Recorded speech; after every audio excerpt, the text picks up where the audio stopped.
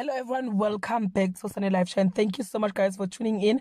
I'm here to update you of what's going to happen on Umkhokha from the 16th to the 20th of October 2023 on Monday. MaMzobe comes back to the Mthembu residence for round 2.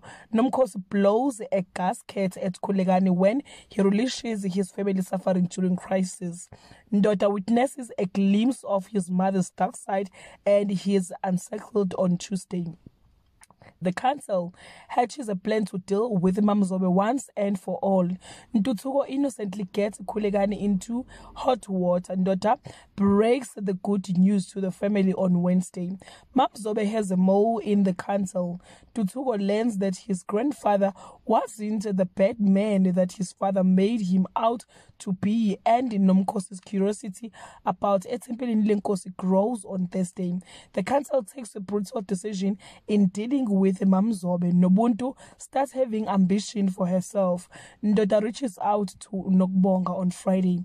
MaMzobe learns that her life is on the line and responds in a very public way. Kulegani calls for an intervention in his marriage. Difa sees improvement in Nobuntu. Well guys, that's all I have for today. You can leave your comment below and share your opinion. Bye.